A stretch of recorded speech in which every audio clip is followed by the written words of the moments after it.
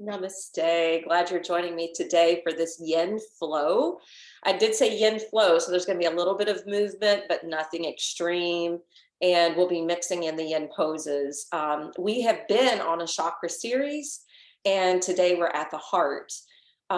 Earlier this week, I was talking about the sacred truth here being love is the divine power. And then later on in the week, we discussed self-love and how self-love is an essential ingredient for the power of love. And this color typically is green. The higher heart is pink. This is about love, compassion, empathy, serenity, balance, gratitude, devotion, faith, um, acceptance, tolerance, things of that nature. And I want to bring up the fact that when someone has a heart transplant, they have discovered this since the 80s, and more information has been coming out about the heart since the 2000s. I've already shared in the past the one about the child who received a heart transplant and the donor's mother coming into the room and that child recognizing her and calling her mother, even though technically they had never met her before. But I have a couple more stories. I was watching Missing Links the other night, and it was talking about the heart, and it was talking about a couple other transplants that have happened. Now, you don't always know who the donor is. You can't always be in contact with that family, but in these two instances, they were. So this one person received a heart transplant, and all of a sudden they were craving this food that they were not used to eating and weren't in the habit of having. And it became like this, constant craving. And so they decided to, because they could have contact with the family, to see if this was part of the diet of this person who had passed on. And they said, yes, that was their favorite food. So it just shows us how the heart stores and holds memory.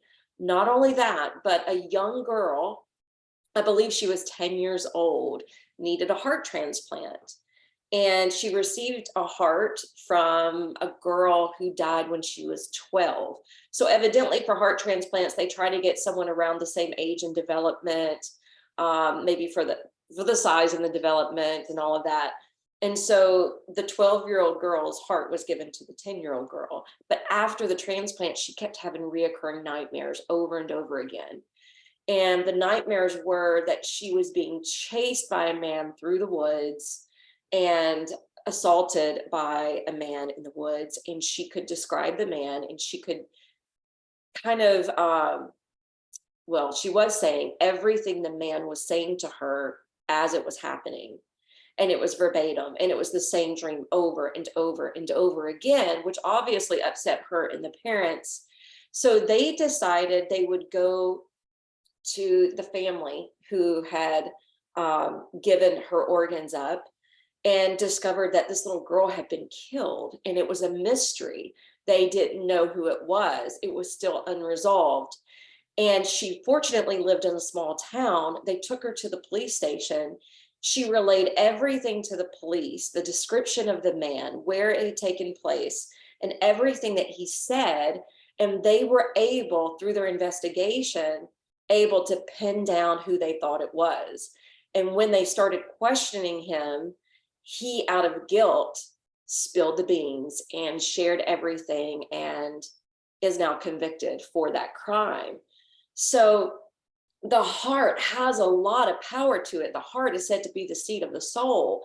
It is where the symbol has a triangle moving up as well as going down, meaning energies moving up towards the spiritual plane, also equally moving down towards the physical plane. It's where the physical and the spiritual meet. It's where the Shiva, the divine intelligence, meets the Shakti, the creative life force energy. As Shakti moves up and Shiva moves down, it's where the masculine and feminine energies merge and marry. So a yin yang symbol is a perfect symbol for the heart and this integration and this merging of the opposites that come together. I always find it fascinating, teaching 20 years of yoga now, how when I see male students start the practice and stay devoted to the practice, how much softer they get in their heart and how they start to embrace some of the feminine energy. I equally see women on the path of yoga who stay disciplined and devoted to it, who build strength and kind of embrace more of the masculine qualities. So I really do see the power of the heart and how this is truth. This is where the body unites with the soul. And on Missing Links the other night, it was talking about some of the studies with the heart. And they were saying if you hold your hands to your heart and breathe slowly and deeply, okay, so remember, air is the element for the heart chakra. Breathing meditations are perfect for this center. If we do this only for 3 minutes, it can sustain us for 6 hours, which I find incredible. And I just learned this information a couple nights ago, but we've been doing that in my Awakening Soul Truth in the chakra series that we're doing. We've been asking people to try to breathe 3 to 6 minutes, 2 to 3 times a day. And anytime you do conscious breath work or meditation, it's going to take you out of your head and put you more into your heart. The last thing I'll say about current events, things that can kind of make us feel broken here, is loss of a loved one, as well as breakups and divorce. And we know that our ego feels hurt and broken by this, but the soul actually is untouched. The soul stays whole, which is why it's called anahata, unstruck, unhurt, unbroken. So it's important as humans to recognize the soulful peace. If we recognize that, we know the soul is infinite. So even though someone may pass on and are not here physically with us, they're still there on the other plane. They're still here supporting us and sometimes whispering to us. They may show us signs that they're still around. And I think this is important because of the recent news that just happened. The 43-year-old gentleman who was the gunman at Michigan State University, there was an interview with his father. Evidently, he still lived at home with his parents. He worked, like, I think, a factory job. I'm not positive about that, but I'm pretty sure he worked a factory job. He was super tight and close to his mother, and his mother died, I guess, a number of months ago or within the year. And he was so grief-stricken, and we do hold grief in the lungs. His grief led to his heartache, led to his hurt that fueled bitterness and anger. So instead of transmuting that energy, he allowed that energy to all go down into that third chakra and get really like nasty. And that fire of anger and bitterness made him get enraged and lash out to other people, which is heartbreaking, right? Because he just now caused more heartache to many other families. And this is why it's so important to do yoga, to do meditation, to do breath work, to do spiritual practices, so that we're healing the heart and we can let go of the anger and bitterness so that we're not equally lashing out. So I want you to have a block and a bolster, and we are going to be on the knees at some point, so you may need a blanket, and I'll meet you on the mat. We're going to start off sitting on the bolster. We're going to take the hands to the heart. Close the eyes. And breathe slowly and deeply.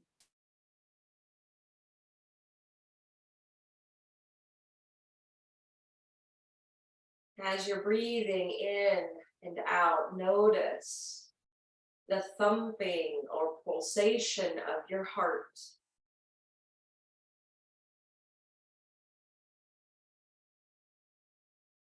When you begin to control the breath, it may slightly speed up, But then as you continue to control it, it will slow down.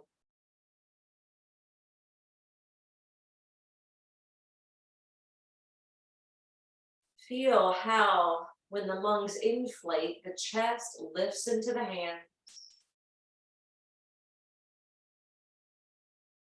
And as your lungs empty, the chest falls away.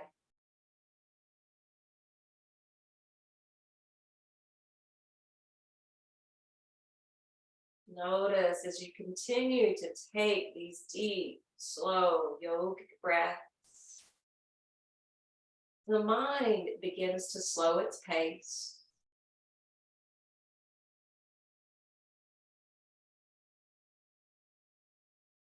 Even notice the warm exchange between your hands and your heart.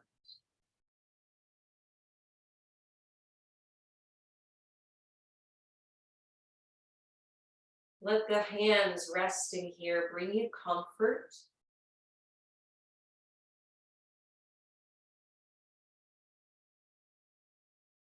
And consider meditating on the positive attributes of the heart.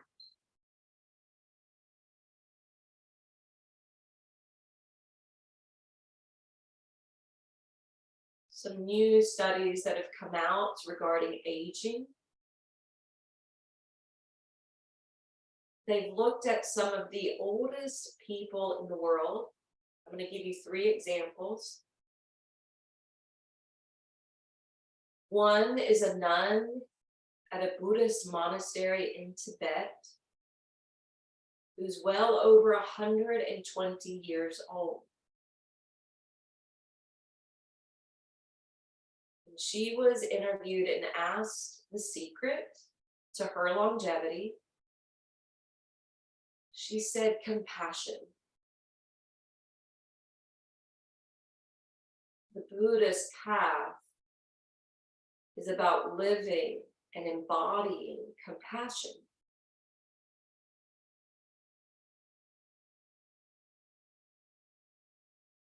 Another one is from Pakistan. A great-grandmother, again, over 120 years old. When she was interviewed and asked her secret for her longevity, she said love. Love for my family. She loved growing the food, picking it from the garden, cooking for the family, nourishing the family. And she still loves helping her great-grandchildren with schoolwork. She feels needed.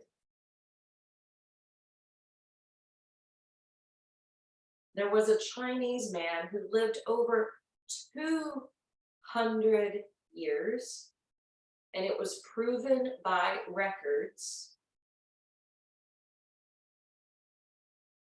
And his secret was not getting stressed, staying calm with stress, creating equanimity within himself so that he wouldn't react, wouldn't raise his blood pressure, wouldn't deal with any anxiety. He remained balanced and in harmony with everything that occurred. These secrets are from the heart. Let's take a few more deep breaths.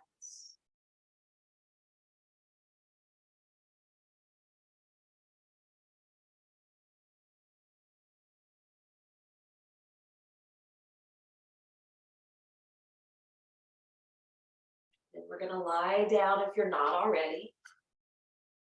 Should have told you, you could have done that on your back too. All right, we're going to lie down. Have the block in hand's reach. Have your feet planted on the floor and your arms beside you.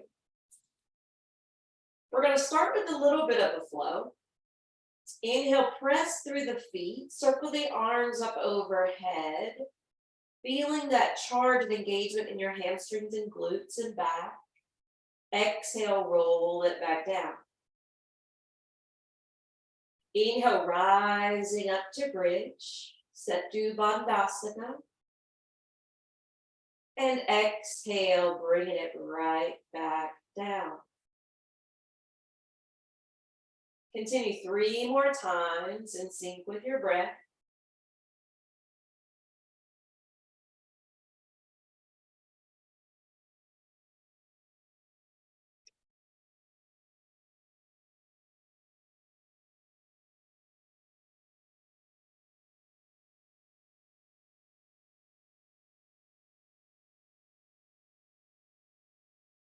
On this last one, once you lift up to Setu Bandhasana, pause for a moment, keeping the back body engaged, but slide your arms apart into the goalpost or cactus arms. Keep your thighs narrow and then puff your chest up towards your chin. Take a hold of your block now. Slide it underneath your sacrum and sit upon it. Once you do that, lift the arms up towards the ceiling. Cross your left arm in front of your right and let your fingertips drizzle down towards the floor. So the elbows are pointed straight up over the collarbones so that your face is free to breathe.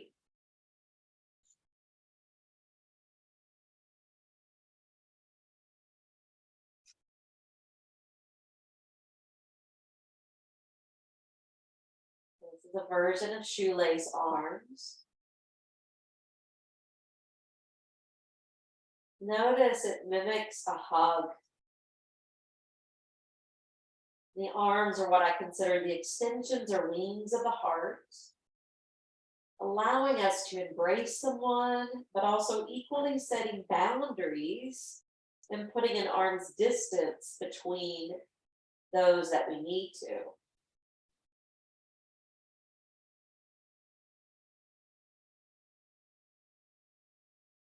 You might feel some sensation at the shoulders with the trigger or acupressure point.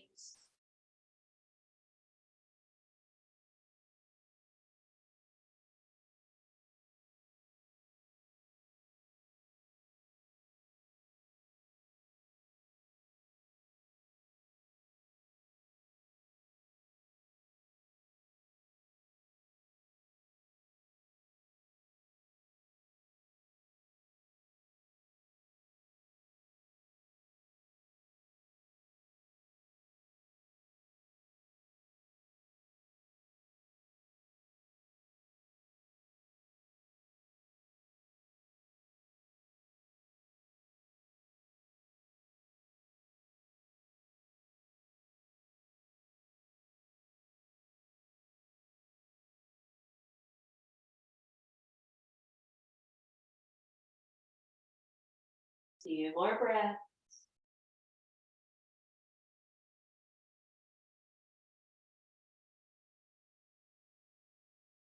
And then very, very slowly uncross your arms, slide them out to the sides, pick up your feet and press them upward. So it's like your feet are flat, reaching towards the ceiling. And that's going to open up some energization through the legs. Also good for circulation. But this inversion is also very aiding for the heart. Keep your heels pushing up, your toes feeling down. And now reverse it. Point your feet. Bring the big toes together. See if you can clip your inner ankles together. Maybe even allowing the knees to kiss. And I know that's not possible for everyone, dependent on bone structure.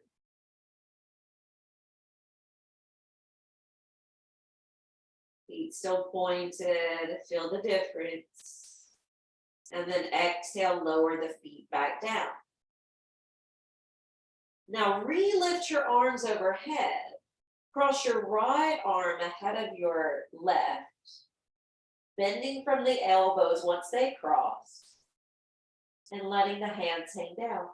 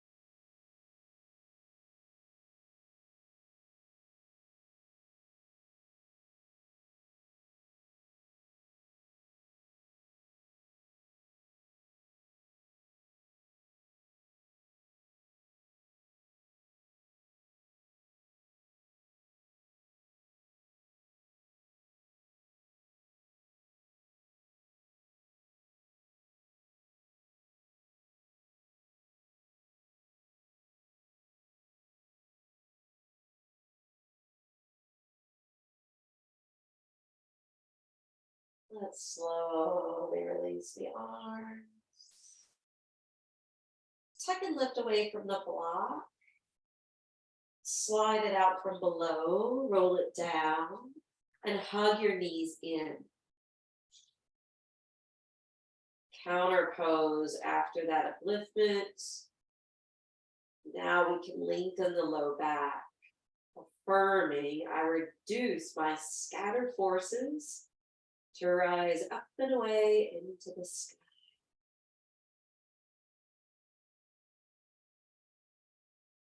All right, we're going to go into another flow here. And we're just going to start rolling to the left side of the body. Stacking the right hand over the left. And as we inhale, the right arm's going to float up and sail over to the right, opening us into a twist. The exhale will lift the arm back up and bring it around as you lower back to the left side of your face. Check in with your head and your neck, because you can always put a pillow or blanket underneath. Inhale, open into the supine twist.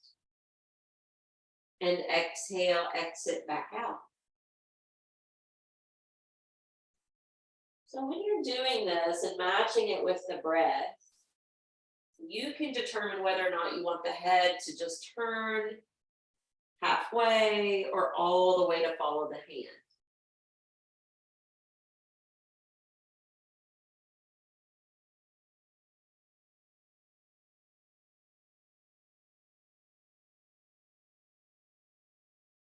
Now this time when you open into the twist, just lay out on your upper back, but we're going to change what we're doing with the right leg. So you're going to lift your right foot and stand it down in front of your left knee. And once the foot is resting on the floor, allow the right knee to face up. You can even use your left hand to push that knee away from your upper body.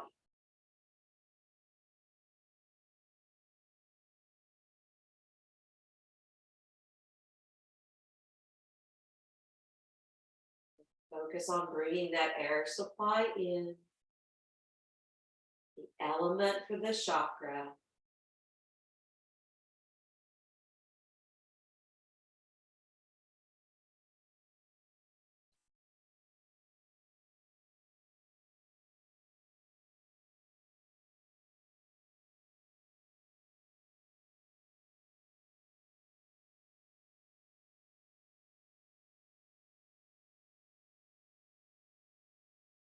And then slowly roll to your spine. And once you roll back, you're going to pick up your left foot. Now, the right ankle should still be crossed at your left knee. Lace your hands behind your thigh. Let the left foot go and let it flop down. So I know we're used to getting into this position first and then taking that twist, but I thought we would do it in reverse today. Remember, you're in control of how much or little you pull in.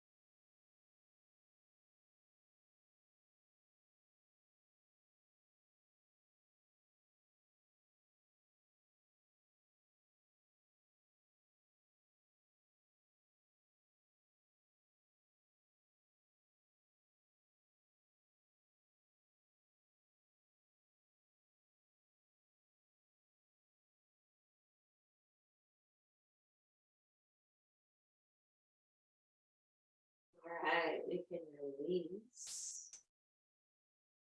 Now uncross that right ankle and we'll roll to the right. Stacking the hands again. Again, checking in to see if you need a blanket or pillow under your head. Sometimes that can be helpful.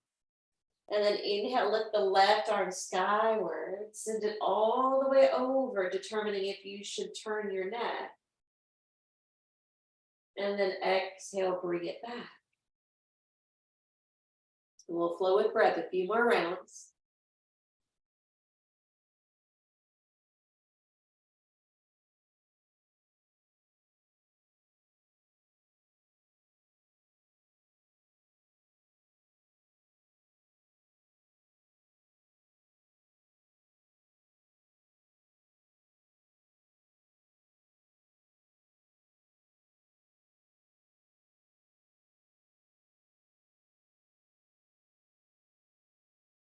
This next twist, remain.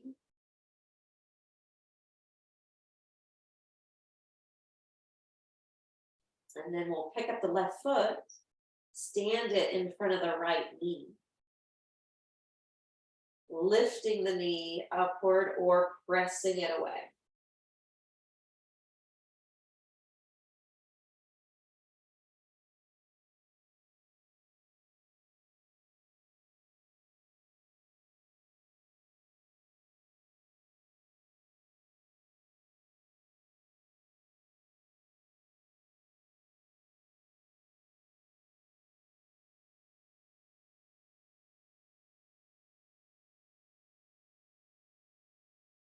And we're going to keep that ankle stacked over the knee as we roll to our spine. Link your hands together behind your leg, gently pull in.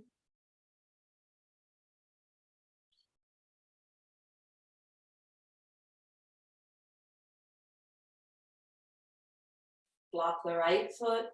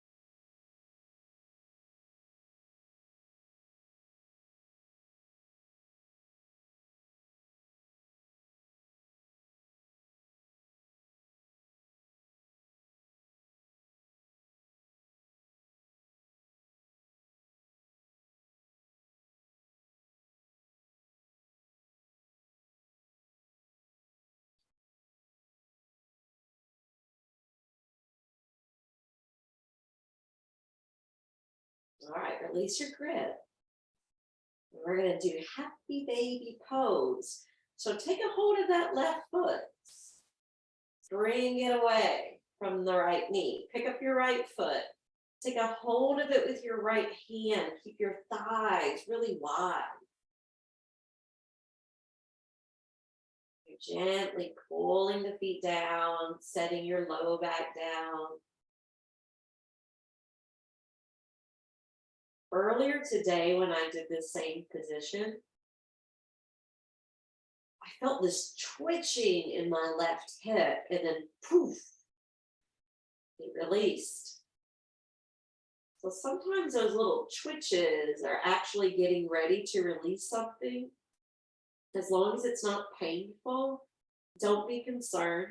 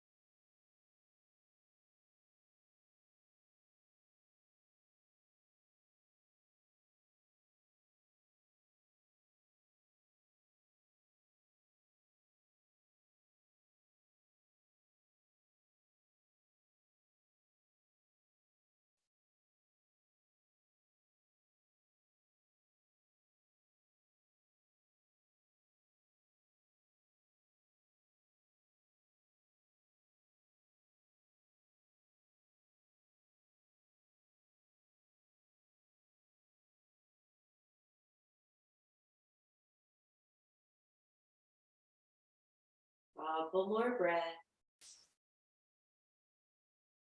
And I know we're working on the hips, but a lot of yin concerns the hips and the low back. But I want you to realize the second chakra, remember, is about relationships. And the heart also concerns relationships. So usually the two are working with each other. And if something upsets one, it's probably going to upset or create an imbalance in the other. And the other thing, the second chakra is about creativity. And the heart also ties in with beauty and art and whatever we're co-creating from our spirit. All right, let's go ahead and gently roll over to the right side, which allots more space for the physical heart. And then we're going to come up. We're going to join each other in tabletop position. And I'm going to back up so I don't have to move my dog. Your knees are going to line up underneath your hips. Your hands are going to walk out to puppy pose. So with your hands shoulder distance apart, your head bowed between the arms, the belly is still suctioning in, and the rib cage is sucked in. But we're going to drop into melting heart doing the cleansing breath, and we'll come up and down. So breathe out and sink to the shoulders, chest, and chin. Inhale, draw up, puppy. Exhale, breathe it out, down. Anahatasana. 3 more.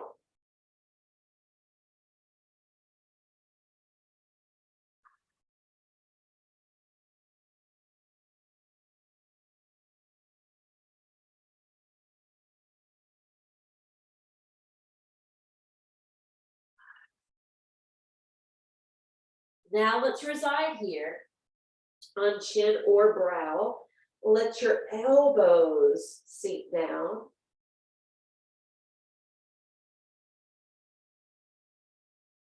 Along with the belly.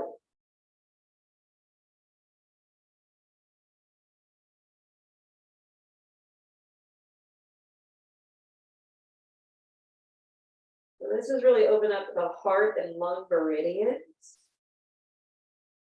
This is good for the chest tissues.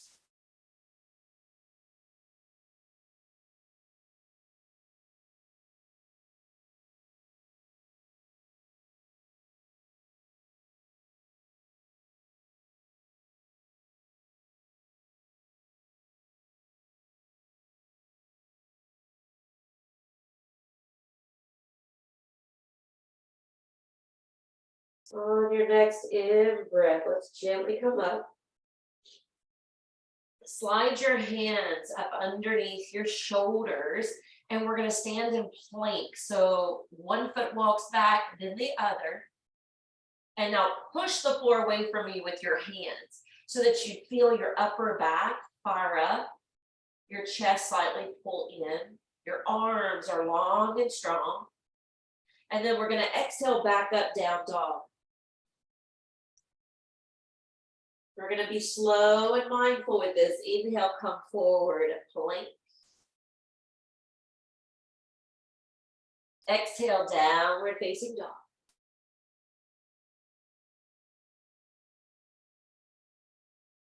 Inhale, forward plank. Exhale, downward facing dog.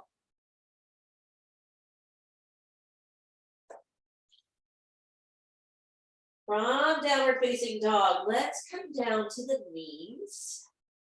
Let's roll down to the belly. And we're going to stack on the forearms. Ringo, you're making this difficult for me today.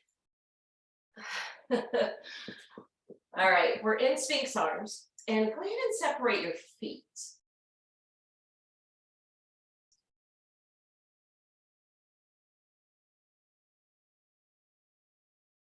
You're lifting the head up, pushing down through the forearms. And if you want to be a little bit more yin with this, you know what to do, but I'll share anyway. You just kind of shrink into the shoulders. You can bow your head or even tip your head towards one or another shoulder to see if you need to focus on an area in your neck. I'm keeping my head up today, but feel free to do the other suggestion.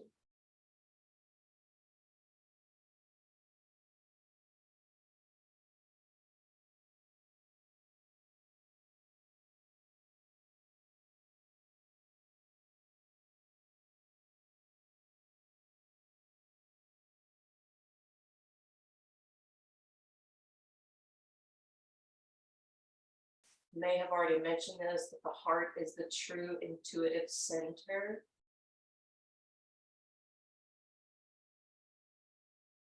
This week when I have discussed this, I'm getting that 80s song in my head. Listen to your heart. Can't remember who used to sing it.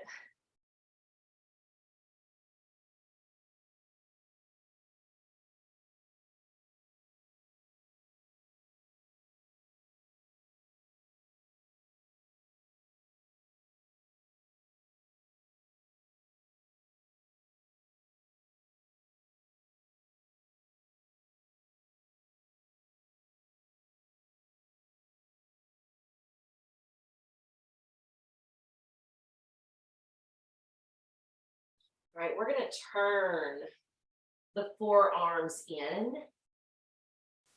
So the hands are facing opposite directions, and we're going to shoelace the arms here. So you're going to slide or walk your hands out and bow your chin to rest on top. And go ahead and give a little swaying or rocking to your hips to loosen up any gripping in your low back or buttocks. Once it loosens up, reside in stillness.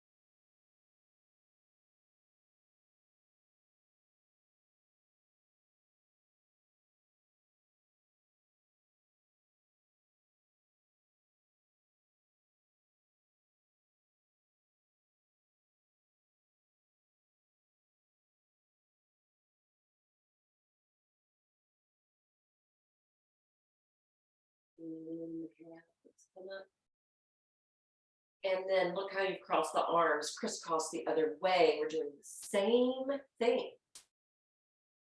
Sliding the arms out, walking the fingertips away, bowing the head, rocking the hips if you need to settle back in.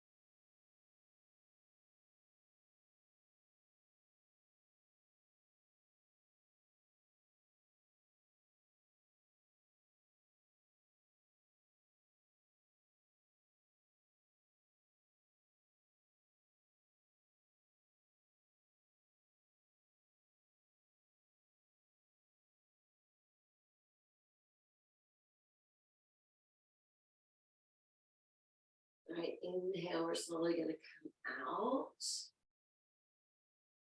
And slide your hands up underneath your shoulders. You're going to push up. Now, this is where you may need the blanket under your knees. Because we're going to do camel.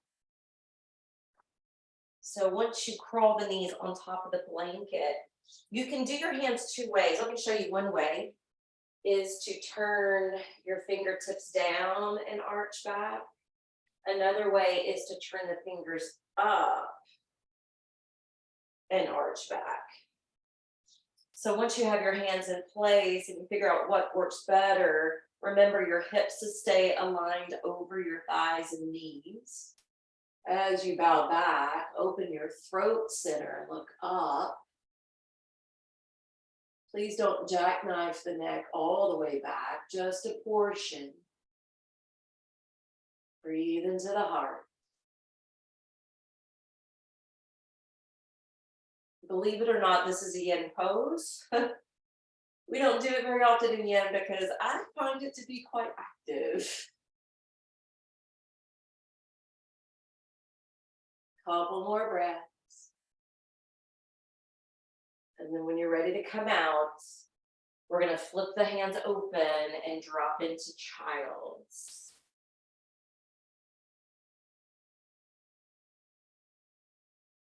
Settle in, allowing your chest, shoulders to collapse.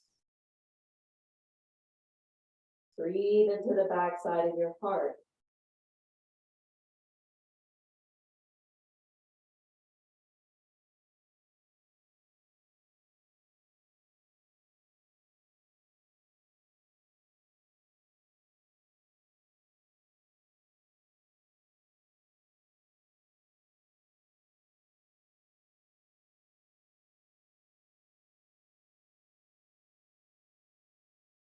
This is one of those poses that's, I think, very medicinal if for when you are feeling grief, because it's very soothing and calming.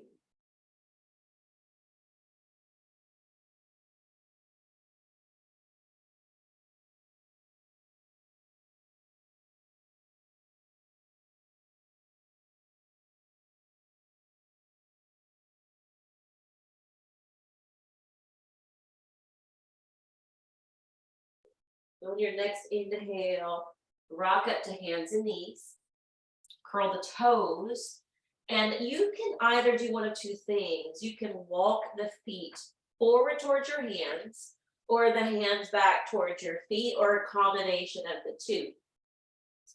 We're going to have the knees bent. In dangling pose today, we're actually going to cross the arms.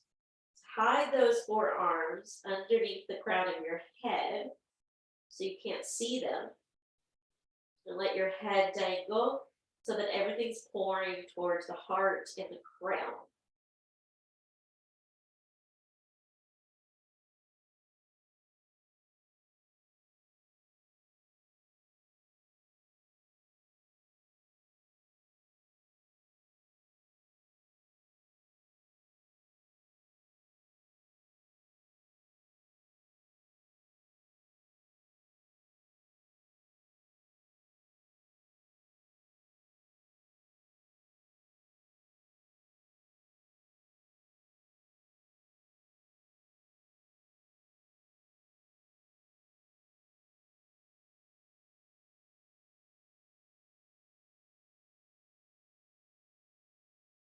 So I really do like when we're hanging this way with arms crossed, how it provides a little bit more weight, which gravitates us down, which opens up more space in the side ribs. What houses it protects the lungs and the heart.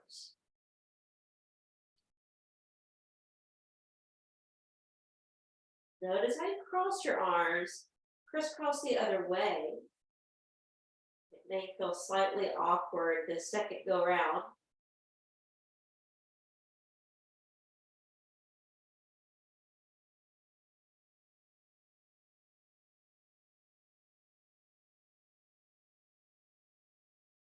This will be our final inversion today. We're actually ending with three. We had child's, down dog, and dangling.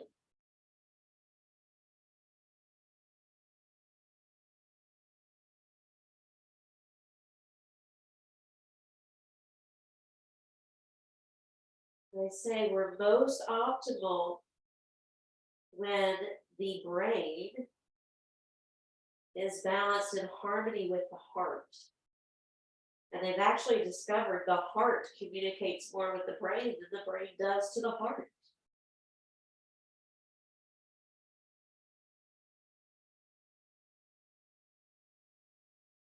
All right, let's release the hands, pressurize the feet, straighten out through your leg bones, Uttanasana. Take the arms up overhead for our final position. The hands are going to join together, gaze up, upward worship. Bring the thumbs to the upper back. Curl the arms in towards your ears. Lean your head back into your hands. Take a standing backward bend.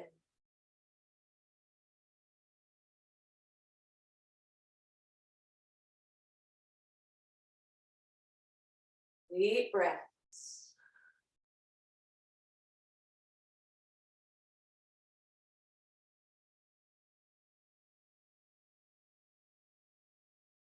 And then release.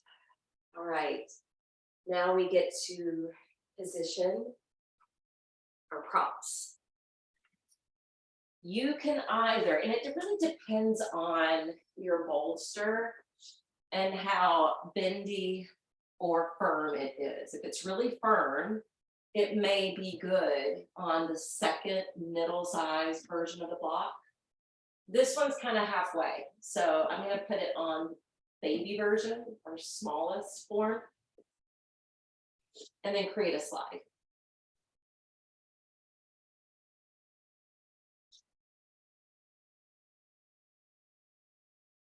Your Ringo's going to do Shavasana with us.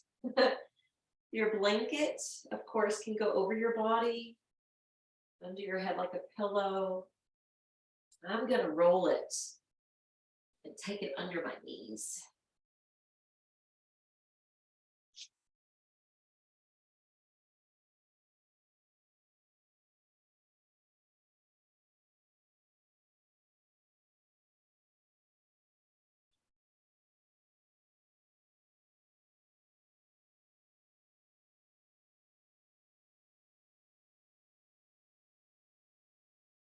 So I'm going to give you an option here if you wanted to use this ending period.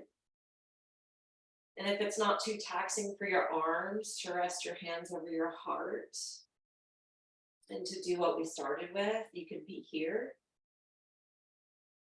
If you need your arms to relax, then continue to do a breathing meditation today for Shavasana.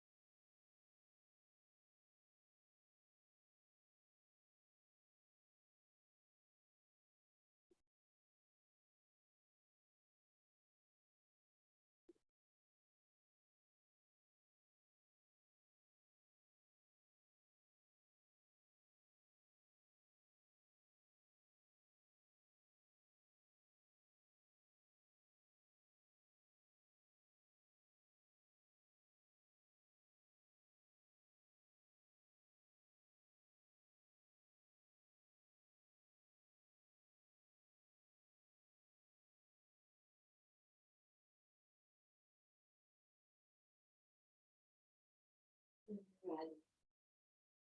Begin to wiggle the fingers and toes. Slide your feet back. Go over to one side. Bring yourself up to sit.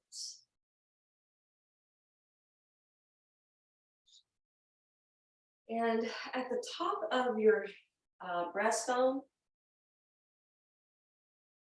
I don't know if you've heard of tapping, but we're going to tap right here. And there is an acupressure point or marma point for the heart chakra. Close your eyes as you tap. It's like, in a way, knocking at the door of your heart, trying to wake up all of those positive attributes, trying to let go of any grudges, trying to bring in full acceptance towards things that may have happened in your past.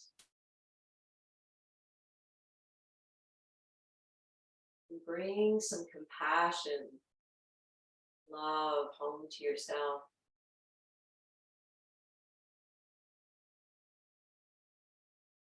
And join your hands to prayer position.